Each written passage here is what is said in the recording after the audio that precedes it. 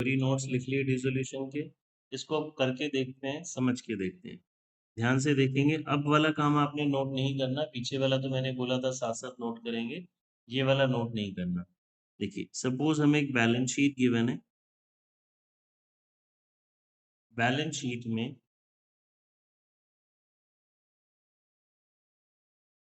हमारे पास asset side की हम बात करते हैं सिर्फ अभी। ये एसेट साइड गिवन है जी, cash in hand 10,000, land and building 1,00,000, plant and machinery 2,00,000,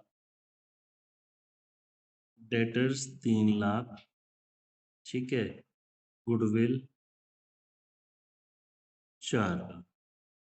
इतनी बात समझ रहे हैं बच्चे, कुछ नोट नहीं करना, सिर्फ आपने ध्यान से स्क्रीन पे देखते रहेंगे, सुनते रहेंगे, चैप्टर बहुत इजी होने वाला है। हमने अभी क्या देखा था, क्या समझा था? सबसे पहला अकाउंट हमें बनाना होता है रियलाइजेशन अकाउंट।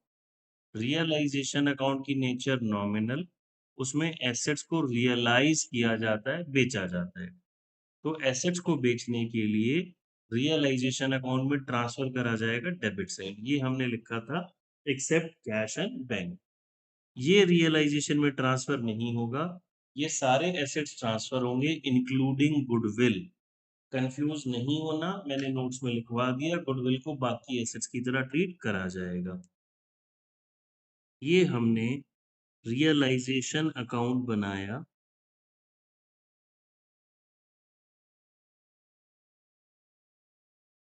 रफ में बना रहा हूँ, आपको ये कॉन्सेप्ट सिखा रहा हूँ। ये सारे एसेट्स मैंने यहाँ कॉपी करे, मैंने लिखा जी 2 land and building 1,00,000, 2 plant and machinery 2 lakhs, 2 debtor 3 lakhs, 2 goodwill 4 lakh। पहली काम की बात, जैसे ही मैंने इन एसेट्स को यहाँ ट्रांसफर करा, इनकी बुक वैल्यू 0 हो गई। बहुत ध्यान से सुनेंगे, जैसे ही हमने इन एसेट्स को यहाँ ट्रांसफर करा, इनकी बुक वैल्यू क्या हो गई? 0 हो गई। कैसे? एसेट्स कौन सा बैलेंस शो करते हैं? Debit balance. जब मैंने इनको रियलाइजेशन के क्रेडिट में लिखा, तो ये एसेट्स इटसेल्फ क्रेडिट में चले गए। याद करो, जर्नल एंट्री का तरीका मैं हर चैप्टर में आपको सिखाता हूँ। जैसे इसकी यहाँ पे जर्नल एंट्री क्या बनेगी? Realisation debit to land and building. Realisation की डेबिट साइड में है ना, realisation debit to land and building. अब ये लैंड एंड बिल्डिंग क्रेडिट में आने का मतलब है मेरा जो लैंड एंड बिल्डिंग है वो खत्म हो गया जी, क्रेडिट साइड में आ गया, 0 हो गया।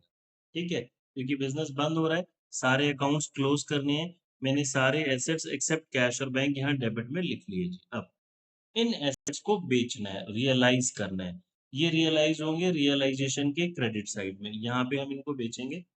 अब कितने का कौन सा एसेट्स बिक रहा है, ये क्वेश्चन में जो नीचे एडजस्टमेंट होती है वहां हमें गिवन होगा। कौन सी एसेट किस प्राइस में बिक रही है ये हमें वहां गिवन होगा। सपोज मुझे कहता है जी लैंड एंड बिल्डिंग 2,00,000 रुपए की बिक गई, तो हमने यहाँ पे लिखना है बाय बैंक अकाउंट, ब्रैकेट में लिख देंगे जी लैंड एंड बिल्डिंग 2,00,000 रुपीज। ठीक है, अब अगला डाउट जो आपके मन में आएगा, लैंड एंड बिल्डिंग 1,00,000 रुपए की थी, 2,00,000 रुपए की बिक गई, तो 1,00,000 का गेन उसको कहाँ लिखना है? कहीं नहीं लिखना। ये रियलाइजेशन अकाउंट नॉमिनल अकाउंट है, ये इटसेल्फ प्रॉफिट लॉस वाला अकाउंट है। हम अगर इनको खुद ही बैलेंस करते जाएंगे तो प्रॉफिट और लॉस कैसे फिर हमारा आएगा? तो हमें क्या बात समझनी है, अगर कोई एसेट्स ज्यादा की बिकेगी, सेल होगी, ज्यादा में बेच देंगे, कम की सेल होगी, कम में सेल कर देंगे, वो प्राइस मुझे गिवन होगा। हमें नहीं पता, हमें गिवन होगा।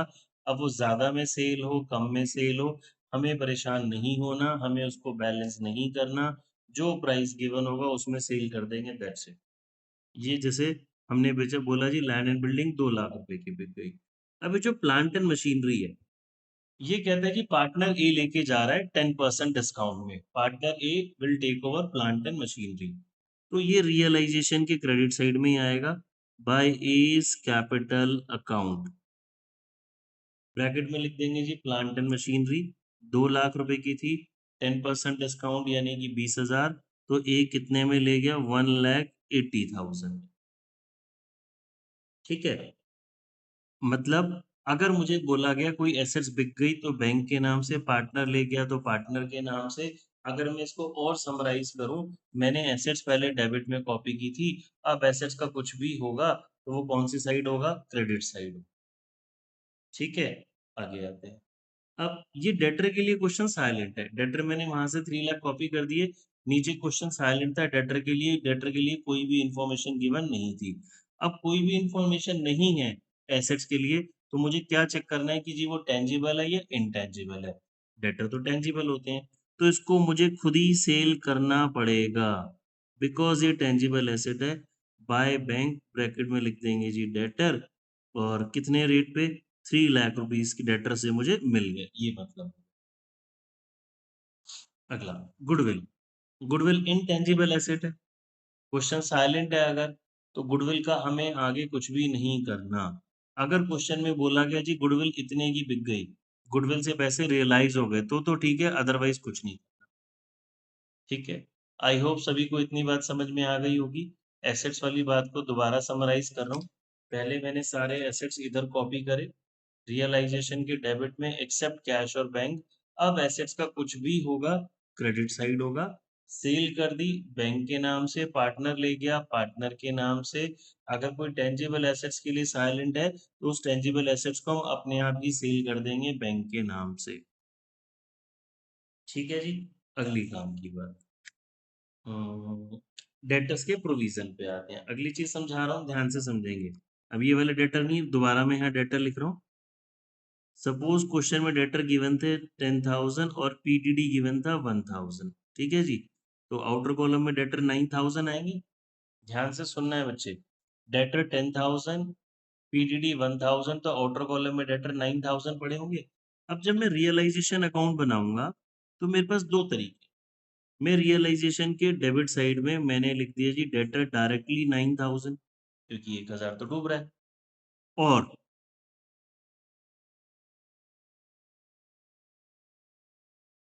और मैंने डेटर लिखा 10,000 और पीडीडी को रियलाइजेशन के क्रेडिट साइड में लिख दिया। दोनों से मेरा जो रियलाइजेशन का आंसर है टोटल है वो सेम ही आएगा। बट ये वाला मेथड गलत है, हमें ये वाला मेथड फॉलो करना है। ऐसा क्यों? हमने बोला बिजनेस शट डाउन हो रहा है तो सारे अकाउंट्स क्लोज करने हैं ना। डेटर देखो मैंने बोला जी 10,000 था, तो डेटर डेबिट में आ गया, डेटर अकाउंट क्लोज हो गया। पीडीडी क्रेडिट में आ गया, पीडीडी अकाउंट क्लोज हो गया। अब अगली काम की बात, अगर मैं ऐसा नहीं करता ऐसा करता हूँ तो क्या मिस्टेक हो सकती है? अब एडजस्टमेंट में लिखा होगा जी डेटर से 50% पैसा रियलाइज हुआ, 50%। अगर कोई स्टूडेंट 9,000 लिख जाता है तो वो 9,000 का 50% लिख लेगा। पहले ये गलत, फिर अगला स्टेप फिर गलत हो गया। डेटर तो पूरे 10,000 के थे ना, 50% पैसा रियलाइज हुआ, तो यहाँ पे आप बाय बैंक अकाउंट ब्रैकेट में डेटर 5,000 लिखेंगे। आई होप सभी को बात समझ में आ गई होगी। इसको अगर मैं और समराइज करूं, अगर किसी भी एसेट का आपके पास प्रोविजन है, जैसे मशीन के साथ एक वर्ड दे देता है मशीनरी रिप्लेसमेंट रिजर्व, वो बेसिकली मशीन के लिए बनाया गया। डेटर के लिए क्या वर्ड था? Provision for doubtful debts. तो मशीन यहाँ लिख देंगे, मशीन का रिप्लेसमेंट रिजर्व वहां लिख देंगे। इतनी बात समझ आई? आगे प्रोसीड करें। हम ये मेन मेन जो बेसिक्स हैं वो सीखते जा रहे हैं, धीरे धीरे जब क्वेश्चंस करेंगे तो और चीजें आपको क्लियर होंगी। आगे आते हैं जी। अब हम लाइबिलिटीज के बारे में बात करते हैं। एक पॉइंट अच्छा और बताता हूँ। सपोज लिखा जी, हमने जो क्रेडिटर था उसको बोला भाई तुम डेटर ले जा हमसे, मतलब आपस में सेटल कर लेना, एसेट्स के बदले में लाइबिलिटी चली गई हमारी। देखो, अब यहाँ पे हमने डेटर लिखा होगा, यहाँ क्रेडिटर लिखा होगा, और ये आपस में सेटल हो गए। यानी कि मुझे ना तो क्रेडिटर्स को पेमेंट करने की एंट्री दिखानी, ना डेटर को सेल करने की एंट्री दिखानी, डेटर से पैसे रियलाइज करने की।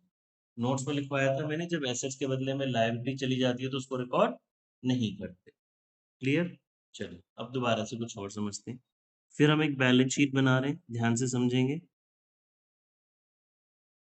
अब बैलेंस शीट की लायबिलिटी साइड की बात करते हैं। बैलेंस शीट की लायबिलिटी में हमारे पास सबसे पहले तो जी कैपिटल होती है, कैपिटल है ए और बी की, एक चीज। फिर journal reserve, P and L, ये वाली वैरायटी होती है। फिर हमारे पास गिवन है जी क्रेडिटर, बैंक लोन और ए का लोन। ए का लोन और ये बैलेंस शीट है ए और बी की। ठीक है, ये बैलेंस शीट में चीजें गिवन है। तो जब मैं अब रियलाइजेशन अकाउंट बनाऊंगा तो रियलाइजेशन अकाउंट में कैपिटल नहीं जाएगी, ये कैपिटल अकाउंट में ही जाएगी हमेशा की तरह कैपिटल के क्रेडिट में। Journal reserve P and L realisation में नहीं जाएगा, ये भी कैपिटल अकाउंट में डिस्ट्रीब्यूट होगा। रियलाइजेशन अकाउंट में आउटसाइड लायबिलिटीज जाएंगी। बैलेंस शीट ए और बी की थी, तो रियलाइजेशन अकाउंट में सिर्फ क्रेडिटर और बैंक लोन पोस्ट होंगे, ये भी लोन अकाउंट में जाएगा। क्लियर? देखो, अब मैंने ये सपोज रियलाइजेशन अकाउंट बनाया, क्रॉस पोस्ट हो गया। यहां मैंने लिख दिया जी बैंक लोन 1 लाख रुपए का, क्रेडिटर 2 लाख रुपए के। अब बैंक लोन के लिए क्वेश्चन में लिखा है जी हमने 10,000 इंटरेस्ट के साथ पे करना पड़ गया। तो बैंक लोन 1 लाख का था, 10,000 इंटरेस्ट के साथ पे करा, तो मैं यहाँ पे लिख दूंगा जी टू बैंक अकाउंट 1,10,000। ठीक है, अभी हमने क्या देखा जी, लायबिलिटीज को क्रेडिट साइड में ट्रांसफर करा, इसके बाद लायबिलिटीज का कुछ भी होगा तो वो रियलाइजेशन के डेबिट में होगा। अगर हमने लायबिलिटी की पेमेंट करी है तो बैंक के नाम से, कोई पार्टनर ले गया तो पार्टनर के नाम से। सपोज क्रेडिटर के लिए क्वेश्चन में लिखा था जी पार्टनर ए टेक ओवर कर रहा है to as capital account, value नहीं बताई तो 2 लाख रुपीज पे वो पार्टनर ले जाएगा। अब सपोज यहाँ पे और भी लायबिलिटी थी जैसे बैंक ओवरड्राफ्ट, उसके लिए क्वेश्चन साइलेंट था, तो उसे मुझे खुद ही पे करना पड़ेगा। लायबिलिटी में हमारे पास टेंजिबल इंटेंजिबल वाला एसेट्स की तरह कोई प्रॉब्लम नहीं है। समराइज करता हूं इसको, सारी एसेट्स हमने sorry liabilities outside liabilities realisation के क्रेडिट में लिखी। इसके बाद लायबिलिटी का कुछ भी होगा तो डेबिट में होगा, पेमेंट होगी तो बैंक के नाम से, पार्टनर लेके जाएगा तो पार्टनर के नाम से। और अगर कोई लायबिलिटी के लिए क्वेश्चन साइलेंट है तो हमें उसे खुद ही पे करना पड़ेगा। ठीक है, इतने में किसी बच्चे को कोई डाउट है तो पूछो, फिर मैं एक प्रैक्टिकल क्वेश्चन करके दिखाता हूँ आपको।